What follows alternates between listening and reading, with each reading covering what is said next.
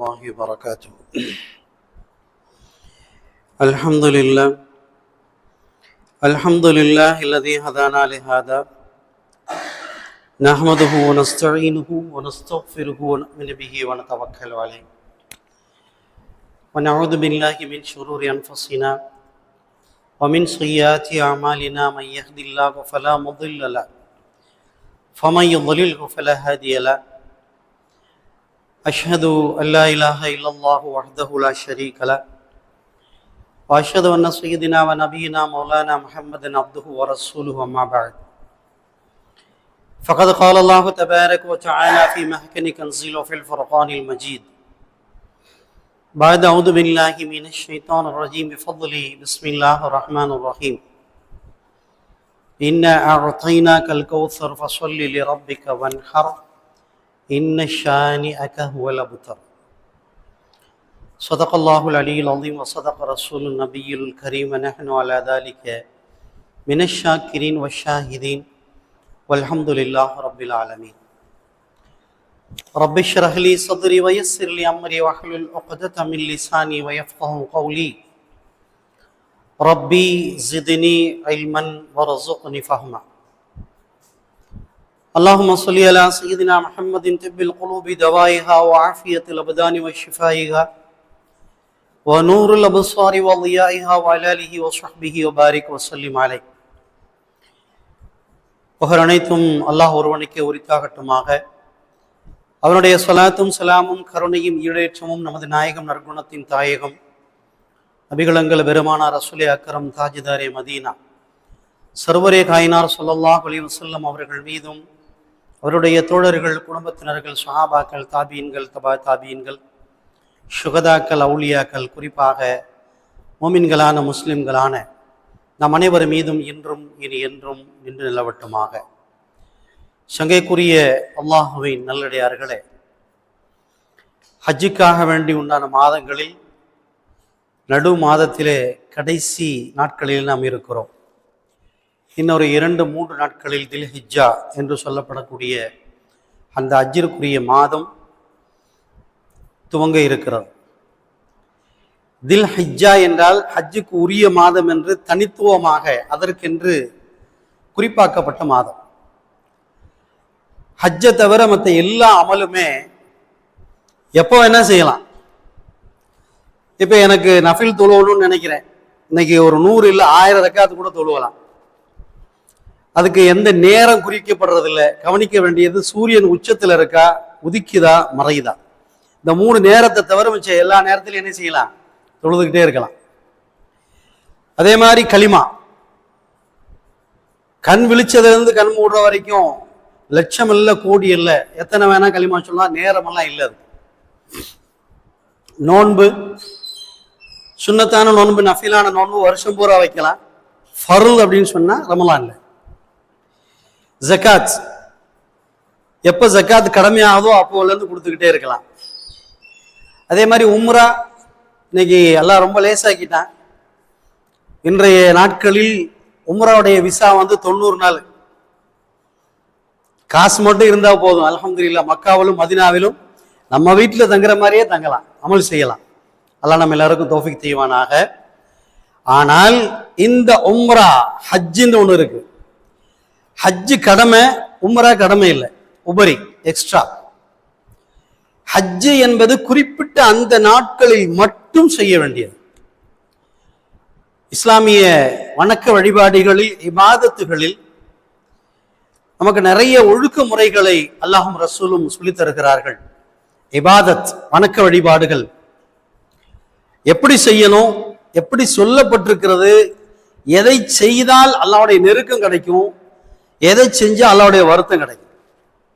இது இபாதத்துல ரொம்ப கவனித்து பார்க்க வேண்டிய ஒரு விஷயம். உதாரணமா, நாம தொழக்கூடிய தொழுகை அது ஃபர்லான தொழுகையாக இருந்தால் அந்த நேரத்திற்கு நிறைவேற்ற வேண்டும். குர்ஆன்ல அல்லாஹ் சொல்லுவான், கிதாபன் மௌகூதா, தொழுகை என்பது நேரத்தில் குறிக்கப்பட்ட ஒரு கடமை.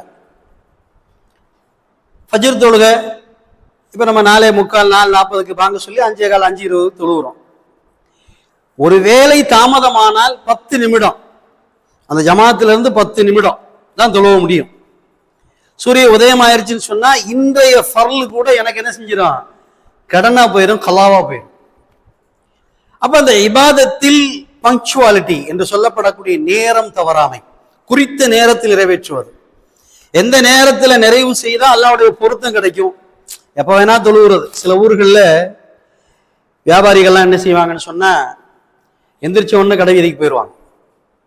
ரசூலுல்லாஹ் ஹதீஸ்ல சொல்லுவாங்க, ஒரு மனிதனுடைய முதல் பயணம் எதை கொண்டு இருக்கிறதோ அதை கொண்டு அந்த நாளுடைய முடிவு அவருக்கு நிர்ணயிக்கப்படுகிறது. எழுந்தவுடன் முதல் வருகை, முதல் வேலை அவர் பள்ளிவாசலுக்கு வர்றதா இருந்தா அவருடைய கையில் என்ன செய்யும், அல்லாஹ்வுடைய கொடி கொடுக்கப்படும். அவர் வெற்றியாளருடைய கூட்டத்தில் சேருவார். மாறாக எந்திரிச்ச உடனே அல்லாஹ் விட்டுட்டு கல்லாவை பார்த்துட்டு கடைக்கு போயிட்டாருன்னு வச்சுக்கிட்டோமா, ஃபஜ்ருக்கே போயிட வேண்டியது. யாருமே கஸ்டமரே இல்லாட்டியும் கடையை திறந்துருப்பான், கஸ்டமரே இல்லாட்டியும் கடை திறந்துருப்பான். வியாபாரம் நடத்துறது இல்லை, வேற யாருக்கும் போயிடக்கூடாது. இந்த காசு வேற யாருக்கும் போயிடக்கூடாது. சில ஊர்ல இருக்கிறாங்க அப்படியே பறக்கிறது, ஆளா பறக்கிறது. ஃபஜ்ருக்கு முன்னாடியே போயிட்டு இஷாவுக்கு பின்னாடி வரைக்கும் கடையில இருந்துட்டு ராத்திரி 10 மணிக்கு ஃபஜ்ர் 2, லொஹர் 4, அசர் 4, மகரிப் 3, இஷா 4 டகார்னு அடிச்சிட வேண்டியது. எப்படி இபாதத்தின்னு ஏத்துக்கிறது? இப்ப அல்லாஹ் எதற்காக நேரத்தை குறித்து கொடுத்தான்? அது காபத்துல்லாவா இருக்கட்டும், அல்லது நம்முடைய கிராமங்களா இருக்கட்டும், எவ்வளவு சின்ன ஊரா இருக்கட்டும், அந்த அவுகாத்து சலாத் தொழுகையினுடைய நேரம் குடிக்கப்பட்டிருக்கும். இந்த நேரத்திற்குள்ளாக தொழுவணும். ஹரம் ஷெரீஃப்ல எல்லாம் பாத்தீங்கன்னா சுப்ஹானல்லாஹ், தொழுகைனா என்ன அப்படிங்கிறத ஹரம் ஷெரீஃப்ல தான் பார்க்க முடியும். இன்னைக்கு ஜும்மாவுடைய நேரம் 10:30 மணிக்கு போனீங்கன்னா தான் ஹரம்குள்ள தொழுவ முடியும். 11 மணிக்கு போனா அவுட் ஆஃப் ஆர்டர், வெளியில தான் தொழுவணும். எங்கேயாவது தூரமா உட்காந்துக்கிட்டு கண்ணாடியில ஸ்பீக்கர்ல தொழுவுறதை கேட்கலாம். ஆனா சொல்லிக்கிறோம் ஹரம்ல தொழுதுண்டு. 1 கிலோமீட்டர் தூரத்தில் தொழுகிறது எப்படி ஹரமாகும்? அப்ப அதனுடைய பாக்கியம் என்பது சொல்லப்பட்டதை போல ஒரு தொழுகைக்கு முதல் சஃபில் வலதுபுறமோ இடதுபுறமோ நிக்கிறதுக்குண்டான பாக்கியம் இருக்கு. அதை அடைந்து கொண்டவங்க இழக்கவே மாட்டாங்க. அப்ப அந்த தொழுகை என்பது ஹரம் ஷெரீஃபுக்கு போனதுக்கு அப்புறம் தான், அந்த நேரத்துக்கு போனாதான் தொழுகை கிடைக்கும். நமக்கு மனசு சும்மாவே இருந்தாலும் அந்த நேரத்துக்கு முன்னாடி போகணும் அப்படின்னு ஒரு ஆர்வம் வரும். காசு பணத்தை செலவழிச்சு ஊர் விட்டு ஊர் என்ன செய்யறான், எல்லாம் இங்க ஏசி ரூம் போட்டு தங்கி இருக்கிறோம். ஆனால் இபாதத் என்பது அங்கே மக்காவிலையும் மதீனாவிலையும் முன்னாடி போனா நமக்கு என்ன செய்ய ஒரு சந்தோஷம். கேட்டு பாருங்க, போயிட்டு வந்தவங்கள்ட்ட, விஷயம் தெரியுமா, நான் இன்னைக்கு இமாமை பார்த்தேன்பாங்க. நம்ம ஊர்களில் இமாம் பார்க்கறது பெரிய அரிதெல்லாம் இல்லை, எப்போ வேணா பார்க்கலாம். ஹரம் ஷெரீஃப்ல இமாமை பார்க்கறது, அப்ப யாரு பார்க்கலாம்? அதுக்குண்டான முயற்சி, ஈடுபாடு, அதுக்கு அவர் முதல்ல போயிருக்கணும். பார்த்தாருன்னா என்ன செய்யலாம், இமாம் பார்க்கலாம். அப்ப அது ஒரு பெரிய பாக்கியமா நினைக்கிறோம். அப்ப அங்க இருக்கிற அந்த ஈடுபாடு ஏன் இங்க இல்ல? இப்ப இன்னைக்கு என்ன செய்யறோம், நம்ம ஊர்ல தொழுதாலும் என்ன செய்யறோம், ஃபவல்லி வஜஹக ஷத்ரல் மஸ்ஜிதில் ஹராம், மஸ்ஜிதுல் ஹராம் என்று சொல்லப்படக்கூடிய காபத்துல்லா பார்த்து தான் தொழுகிறோம். அப்ப அந்த இது இல்ல, என்ன இல்ல, அந்த ஈடுபாடு குறையிறது காரணம் ஐனே காபா அங்க இருக்கு, இங்க இல்ல. அங்க காபா பாக்குறோம், இங்க காபாவுடைய திசையை பாக்குறோம். ஆனா உள்ளத்துல என்ன இருக்கணும், காபாவை பார்ப்பது போன்றுதான் இங்கேயே நிக்கணும். நமக்கு இது இருக்கிறது இல்லை, அல்ஹம்துலில்லாஹ். சொல்ல வந்தது என்ன, இபாதத், மார்க்கத்தினுடைய இபாதத் வணக்க வழிபாடுகள் எல்லாமே எந்த நேரத்தில் எப்படி செய்தால் அல்லாஹ் விரும்புவான், எப்படி செஞ்சா அல்லாஹ் விரும்ப மாட்டான். எல்லாத்துக்குமே ஒரு ஃபார்முலா, ஒரு அடிப்படை, ஒரு மாடல் நமக்கு செஞ்சு காய்ச்சிருக்காங்க ரசூலுல்லாஹி ஸல்லல்லாஹு அலைஹி வஸல்லம். மாஸ்டர் பீஸ்ன்னு சொல்லுவாங்க இல்லையா, ஒரே ஒரு தடவை தான் ரசூலுல்லாஹ் செஞ்சிருப்பாங்க. அது கியாம நாள் வரைக்கும் உண்டான மனிதர்களுக்கு அதே மாதிரி செய்யணும் அப்படின்னு சொல்லி அல்லாஹ் வழிவகுத்திருப்பான். ரசூலுல்லாஹ் வாழ்நாளில் செஞ்சது ஒரே ஒரு ஹஜ் தான். நீ செய்யற மாதிரி பணம் இருந்தா வருஷத்துக்கு ஒரு ஹஜ்ஜு, 3 மாசத்துக்கு ஒரு உம்ரா. யாரும் கோச்சிக்காதீங்க, சும்மா பேருக்கு பெருமைக்கு லேபிளுக்கெல்லாம் செய்யறது இல்லை. ஹஜ் என்பது வாழ்க்கையில ஒரு முறை.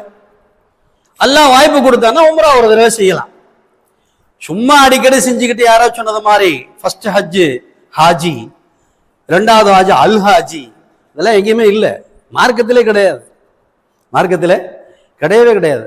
நான் கேட்குறேன், ஹாஜின்னு சொல்லி ஹஜ்ஜி முடிச்சுட்டு வந்தா ஹாஜின்னு போட்டுக்கிறீங்க, சரி. தொழுகை முடிச்சுட்டு போனா அவர் முசல்லின்னு போடணும். நோம்பு முடிச்சா அவர் என்ன செய்யணும், சாயிம்னு போடணும். ஜக்காத்து கொடுத்தா முசக்கின்னு போடணும். எங்கேயாவது போடுறோமா? ஹஜ்ஜுக்கு மட்டும் என்ன டைட்டில்? தகன்னு தங்கத்துல எழுத்துல போட்டு, இங்கெல்லாம் அப்படி இருக்க மாட்டாங்க. சில ஊர்ல ஹாஜி அப்படின்னு போட்டு இன்ஷியலை போட்டு போடுவார். சண்டைக்கெல்லாம் வருவாங்க. கல்யாண புக்கில் அவர் பேர் எழுதும் போது என்ன என் பேர் ஹாஜின்னு போடலை, சண்டைக்கெல்லாம் வர்றாங்க சில ஊர்ல. எங்க டைட்டில் கொடுக்குறாங்க? மக்கால மதினால எங்க கொடுக்குறாங்க? பட்டணம் பார்த்து எங்கேயும் கொடுத்து ஒரு கடமையை நிறைவேற்றுறாரு, அவ்வளவுதான். என்ன செய்யறாரு? தொழுகையை போன்று, நோன்பை போன்று, ஜக்காத்தை போன்று, கலிமாவை மாதிரி ஒரு கடமையை நிறைவேற்றிட்டு வர்றார், அவ்வளவுதான். என்ன ஒரு விஷயம், எல்லாருக்கும் அந்த பாக்கியம் கிடைப்பதில்லை. அல்லாஹ் யாருக்கு நாடுறானோ அவங்களுக்கு கிடைக்கும். இது ஏழை பணக்கார பாகப்பாடெல்லாம் கிடையாது. அல்லாஹ் நாடுனா ஒரு பரம ஏழைக்கு கூட ஹஜ்ஜை நசீபாக்கிடுவான். ஆசை என்ன? கேட்டுக்கிட்டே இருக்கணும், யாரெல்லாம் நான் காபத்துல்லா பார்க்கணும், மதீனாவில் ரசூலுல்லாஹ்ட்ட நேரடியாக சலாம் சொல்லணும். கேட்டுக்கொண்டே இருந்தால் என் உள்ளத்தில் எவ்வளவு ஈடுபாடு இருக்கிறதோ அவ்வளோ அல்லாஹ் நசீவாக்கிடுவான். சரி, ஹைர். இப்ப இந்த மாசத்துடைய விஷயத்துக்கு வருவோம். தில்ஹிஜ்ஜா இன்னும் 2-3 நாள்ல பிறக்குது. இன்னைக்கு தில்கதாவுடைய 27வது நாள்ல இருக்கும். இன்னும் 3 நாள் கழிச்சு தில்ஹிஜ்ஜாவுடைய பிறை பிறகு. அதுக்கு இடையில துல்ஹஜ் பிறை 1க்கு இடையில 100% ஹாஜிகள் என்ன செய்வாங்க? அங்கே போய் ரீச் ஆயிடுவாங்க. இப்ப இருக்கிறவங்க செய்ய வேண்டிய அமல்கள்ல மிக முக்கியமானது தில்ஹிஜ்ஜா பிறை பார்ப்பதற்கு முதல் நாள் மகரிபுக்கு முன்னாடியே எல்லாருமே குர்பானி கொடுக்க போறோம். குர்பானியை பத்தி தான் இப்ப இந்த வாரம் தலைப்பு. அப்ப குர்பானி கொடுக்கணுங்கிற நீயத்து உள்ளவங்க என்ன செய்யணும்? அந்த நாளைக்கு தில்ஹிஜ்ஜா ஹஜ் பெருநாளுடைய மாதம், தாய்மார்களுடைய மொழியில சொன்னா சூட்டுக்கறின்னு சொல்லுவாங்க. அவங்க ஒரு டிக்ஷனரி வச்சிருப்பாங்க. தாய்மார் என்ன செய்வாங்க? ஒரு டிக்ஷனரி வச்சிருப்பாங்க. சூட்டுக்கறி தப்பு இல்லை, அது அர்த்தம் இருக்கு, பின்னாடி சொல்றேன். சூட்டுக்கறி மாசம்னு சொல்லுவாங்க. அதே மாதிரி ரமலான் மாசத்துக்கு நோம்புன்னு சொல்லுவாங்க. ரமலானுக்கு அடுத்த மாசம் 6 நோம்புன்னு சொல்லுவாங்க. இது தாய்மாருடைய டிக்ஷனரி. அப்படி தில்ஹிஜ்ஜாவுடைய மாசத்துக்கு அவங்க சொல்றது சூட்டுக்கறி. அந்த பிறை இன்றைக்கு மாலை பிறக்குதுன்னு சொன்னா அந்த மகரிபுக்கு முன்னாடி என்ன செய்யணும்? நகம் வெட்டுவது, முகம் அதாவது முகச்சவரம், அதே மாதிரி முடி வெட்டுவது, இது எல்லாத்தையும் அன்னைக்கு அசருக்குள்ள முடிச்சிடணும். எப்போ வரைக்கும்? குர்பானி கொடுக்கிற வரைக்கும் இந்த காரியங்கள் செய்யக்கூடாது. ரசூலுல்லாஹ் இதை ரொம்ப பேணுதலா செஞ்சிருக்கிறாங்க.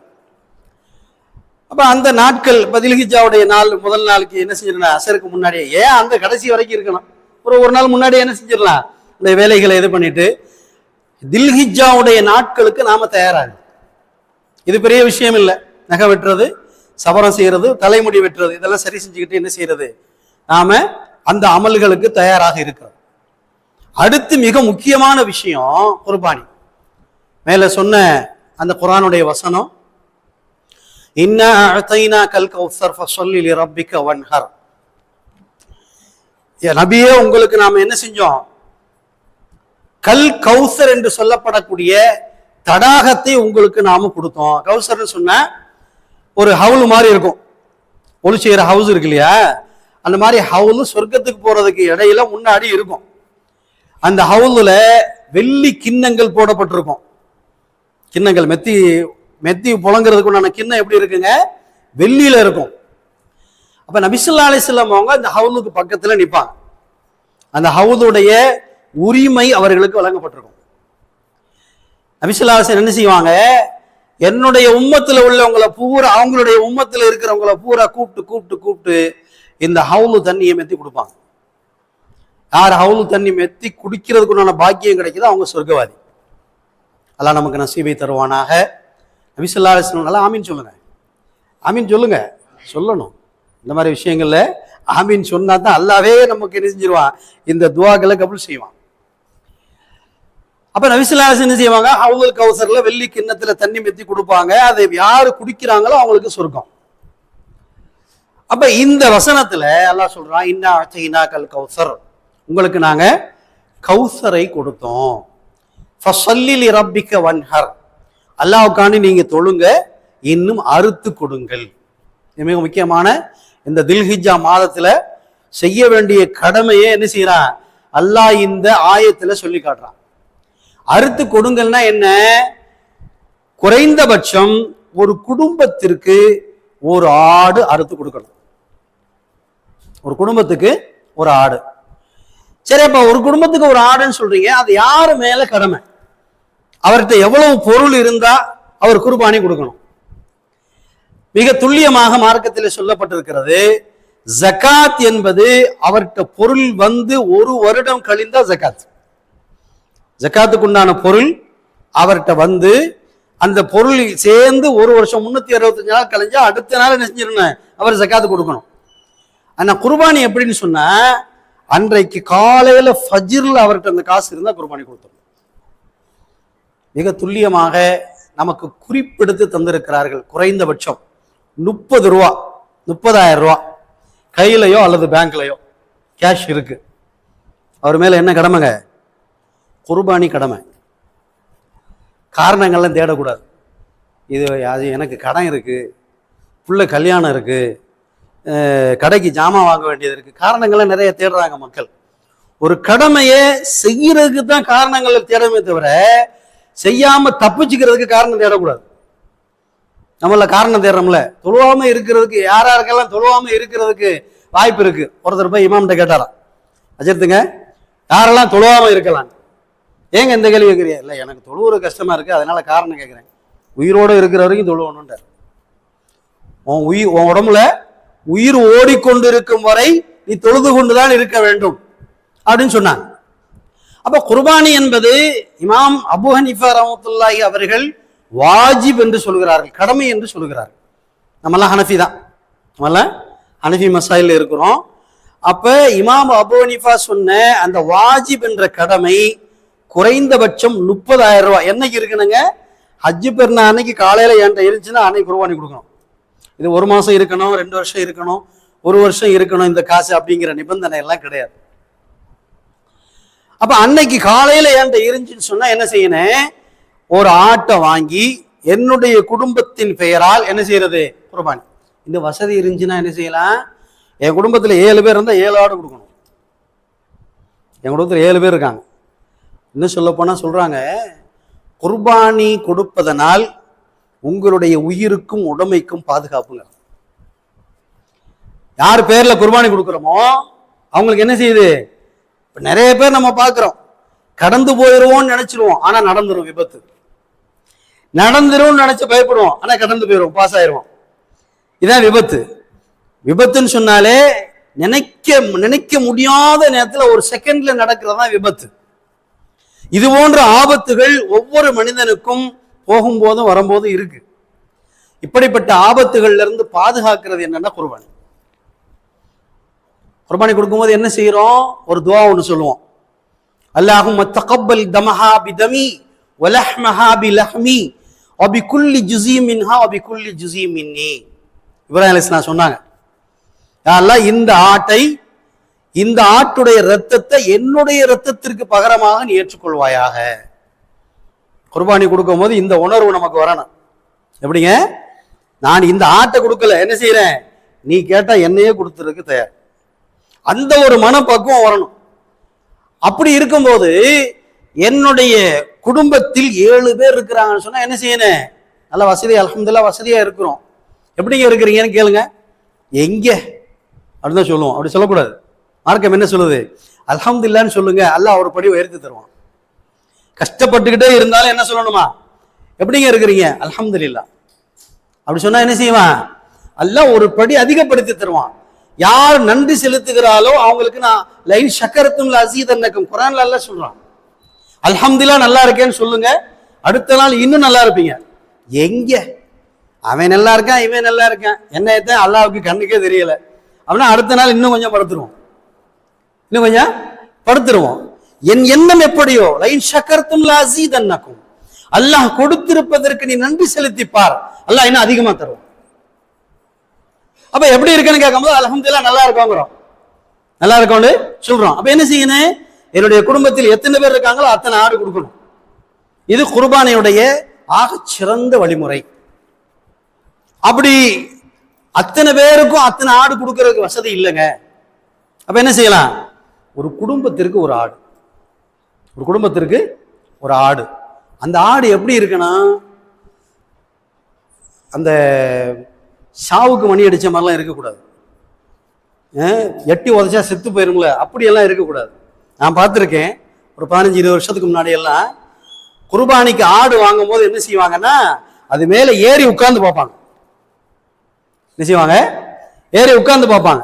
இப்ப நான் கேட்டேன் சின்ன பிள்ளையா இருக்கும் போது, என்ன ஏறி உட்கார்ந்து பாக்குறீங்களேன்னு.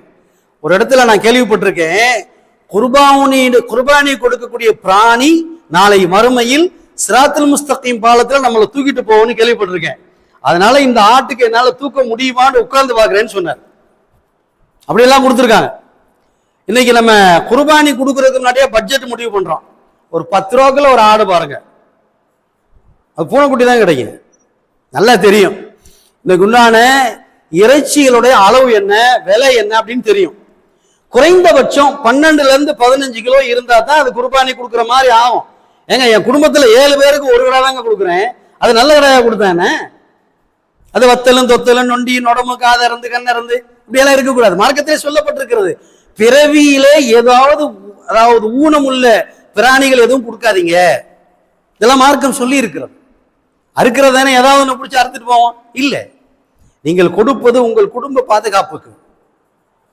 அப்ப 7 பேருக்கு 7 ஆடு கொடுக்க முடியல, குறைஞ்சபட்சம் என்ன செய்யலாம், ஒரு குடும்பத்திற்கு ஒரு ஆடு. முக்கியமான கேள்வி, இந்த குர்பானிய இறந்து போனவங்க பேர்ல நீயத்தை வச்சு கொடுக்கலாமா? இறந்து போங்க பேர்ல நீயத்தை வச்சு கொடுக்கலாமாண்டா அதுக்கு ஆதாரம் இருக்கிறது. ஹசரத் அலி ரலியல்லாஹு அன்ஹு, ஃபாத்திமா ரலியல்லாஹுடைய கணவர் அலி ரலியல்லாஹு அன்ஹு அவங்க நபி ஸல்லல்லாஹு அலைஹி வஸல்லம் வஃபாத்துக்கு பிறகு ஒவ்வொரு வருடமும் குர்பானி கொடுக்கும்போது யார் பேர்ல கொடுத்துருக்காங்க? நபி ஸல்லல்லாஹு அலைஹி வஸல்லம் பேர்ல தான் கொடுத்துருக்காங்க. அவங்களுக்கு மாமனார், நமக்கு நபி ஸல்லல்லாஹு அலைஹி வஸல்லம் நபிகள் நாயகம் நம்முடைய தூதர், அவங்க பேர்ல அலி ரலியல்லாஹு அன்ஹு கொடுத்துருக்காங்க. அப்ப நம்ம என்ன செய்யணும், நபி ஸல்லல்லாஹு அலைஹி வஸல்லம் அவங்க குர்பானி கொடுக்கும்போது என்ன செய்வாங்களா, என்னுடைய உம்மத்திற்குன்னு கொடுத்துருக்காங்க. அவங்க நம்மளை நினைச்சாங்களே, நம்ம அவங்கள நினைக்க வேணாமா? என்ன செய்யணும், நாம ஒவ்வொரு குர்பானி கொடுக்கும்போது எத்தனை பேர் வேணா செய்யலாம், எத்தனை பேர் வேணா நீயத்து வச்சுக்கலாம்.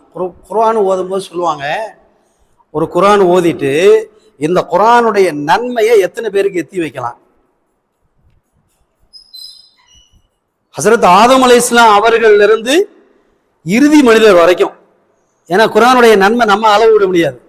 குர்ஆனுக்கு எவ்வளவு அளவு நன்மை நம்ம சொல்ல முடியாது. அப்போ ஒரு குர்ஆனுடைய நன்மை எவ்வளவு செய்யலாம், எத்தனை பேருக்கு வேண்டுமானாலும் அவருடைய நன்மையை எத்தி வைக்கலாம்.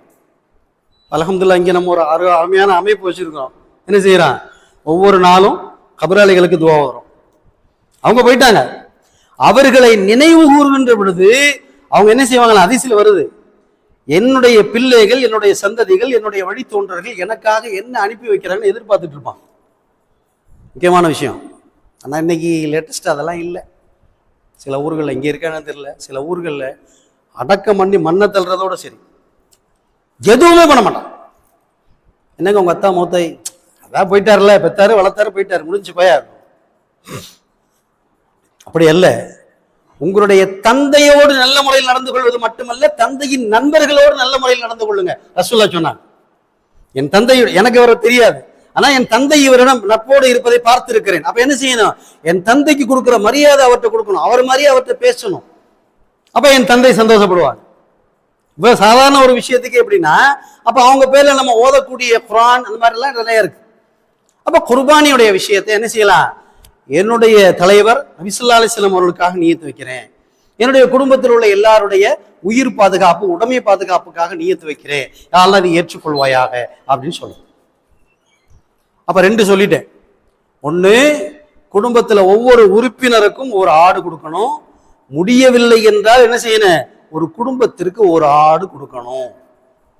இதுவும் முடியல, நல்லா யோசிச்சுக்கோங்க. உண்மையிலேயே முடியாம இருக்கணும், உண்மையிலேயே முடியாம இருக்கணும். அப்படி இருந்தா என் மேல குர்பானி கடமை இருக்கு, ஆனா கொடுக்கிற அளவுக்கு இன்னைக்கு என்ன இல்லை, 30,000 ரூபாய் இல்லை, வச்சுக்கிட்டு இல்லைன்னு சொல்லக்கூடாது, எல்லாம் இல்லாம ஆக்கிடுவான். வச்சுக்கிட்டு இல்லைன்னு சொன்ன எல்லாம் இல்லாம ஆக்கிடுவான். அப்ப அதுக்கும் வசதி இல்லைன்னு சொன்னா என்ன செய்யலாம், கூட்டு குர்பானில சேரலாம். 3வது சான்ஸ் தான் இது, 3வது சாய்ஸ். எடுத்த உடனே 3500 ரூபாய் கொடு, எங்கேயோ இருக்கிற எப்படியோ கொடுக்குற அள்ளி போட்டு போ, அதுக்கு பேரு குர்பானி இல்லைங்க. இன்னும் சொல்ல போனா ஒரு முக்கியமான மார்க்க சட்டம் சொல்றாங்க, குர்பானி கொடுக்கக்கூடிய பிராணியை நீங்க வாங்கிட்டு வந்து வீட்டுல 1 வாரம் 10 நாள் வளர்க்கணுமா. என்ன செய்யணும், வளர்க்கணும். அதுக்கு கீரையோ அல்லது ஏதாவது ஒன்று கொடுத்து, அதுவும் நானும் என்ன செய்யணும், பாசத்துல அது என்னை தேடணும், ஒரு முறையாவது அது என்னை ஏறிட்டு பார்க்கணும். அப்ப அறுத்து பாருங்க, வழி தெரியும். அதான் குர்பானி. எங்கேயோ வாங்கினா எப்படியோ அர்த்தம்.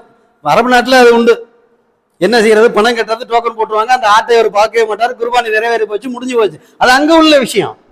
நம்ம என்ன செய்யணும், வாங்கி வந்து வீட்டிலே கட்டி போட்டு அதுக்கு ஒரு நாளோ 2 நாளோ என்னுடைய கையால் உணவு கொடுத்து அது என்னிடம் நெருங்கி பழகி பாசத்தோடு நெருங்கி வருகின்ற பொழுது குர்பானி அறுக்கணும். அதுதான் வலி. அறுத்து பாருங்க, அப்ப தெரியும் வலி. வீட்டுல வளர்த்துட்டு கொடுங்க.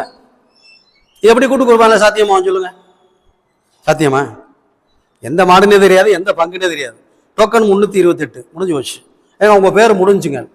சில ஊர்ல சொல்றான், இங்க இல்லை, நம்ம ஊர்ல இல்லை, சில ஊர்ல உங்கள் குர்பானி இறைச்சி ஏழைகளுக்கு பங்கிடப்படும், நீங்கள் இறைச்சி வாங்க முடியாது. இப்படியா விளம்பரம் வருதுங்க? எப்படி குர்பானி ஆகும்? எப்படி குர்பானி ஆகும்? இன்னொரு கடைசியா ஒரு கேள்வி கேட்டு முடிக்கிறேன். கூட்டு குர்பானி கொடுக்கறவங்க யோசிங்க.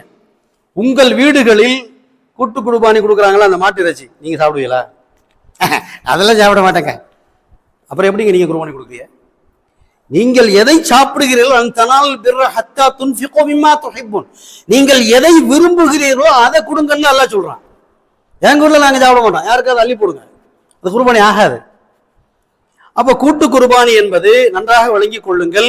முடியாத பட்சத்தில் அபார்ட்மெண்ட்ல குடியிருக்காங்க, அவங்க ஆடு வாங்கி கட்ட முடியாது, அதே மாதிரி பொருளாதார வசதி, இது மாதிரியான நெருக்கடிகள் எல்லாம் சேர்ந்து வந்தால் கடைசியாக கூட்டு குர்பானி. கூட்டு குர்பானி ஏன் இது அமலாக்குன்னு சொன்னா, குர்பானி கடமையான ஒருத்தர் கொடுக்காம இருந்துடக்கூடாதுங்கிறதுக்காக ஆக்கப்பட்டது. எடுத்த உடனே கூட்டு போயிடக்கூடாது. குர்பானி கொடுமை கடமையான ஒருத்தர் குர்பானி கொடுக்காமல் இருந்துவிடக் கூடாது என்பதற்காக கடைசியாக அவருக்கு கொடுக்கப்படுகின்ற வாய்ப்பு தான் கூட்டு குர்பானி. இந்த விஷயங்களை கருத்தில் கொள்வோம்.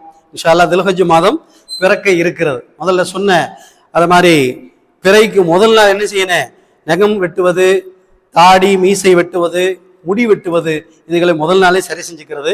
10 நாளைக்கு என்ன செய்யக்கூடாது, குர்பானி கொடுக்குற வரைக்கும் செய்யக்கூடாது. சூட்டுக்கறின்னு ஏன் சொல்றாங்க தெரியுமா? ஹதீஸ்ல வருது, குர்பானி கொடுப்பவர் முதலாக அந்த குர்பானியுடைய இறைச்சியிலிருந்து சாப்பிடட்டும்னு ஹதீஸ். அதுக்காக தான் அஜு நாள் செய்யணும், சீக்கிரமே தொழு வைக்கணும், லேட் பண்ணக்கூடாது. சில கிராமங்களில் 9:30, 10:30, 11 நடக்கும். சீக்கிரமே தொழுதுட்டு உடனே போய் அறுத்து என்ன செய்யணும், அதுல உண்டான இறைச்சிய என்னமோ ஒரு சுட்டு சாப்பிடுறது. என்ன உறுப்புங்க அது? செவரட்டி. சுட்டு சாப்பிடுறது. அதை எடுத்து அடுப்புல போட்டு சமைக்கிறதுக்குலாம் அது சுட்டாதான் அதோடைய ஒரிஜினல் டேஸ்ட் இருக்கும். அதை சுட்டு சாப்பிடுவாங்க. அதுக்கு தான் தாய்மார்கள் வச்ச பேர் இந்த மாசத்துக்கு சூட்டுக்கறி. எதுவும் தப்பாவெல்லாம் சொல்லலை, அவங்க ஆண்டு அனுபவிச்சுதான் பேர் வச்சிருக்காங்க. அப்ப இன்ஷா அல்லாஹ் இந்த அமல்களை செய்வோம். அல்லாஹ் தஆலா நெருங்கி வரக்கூடிய தில்ஹஜ் மாதத்தினுடைய முழு நன்மைகளையும் எதிர்கொள்ளக்கூடிய மக்களாக அல்லாஹ் நம்மை அங்கீகரித்து தருவானாக. அஸ்ஸலாமு அலைக்கும் வரஹ்மத்துல்லாஹி வபரகாத்துஹு. சுன்னத்துல் உலூஹ் இன்ஷா அல்லாஹ்.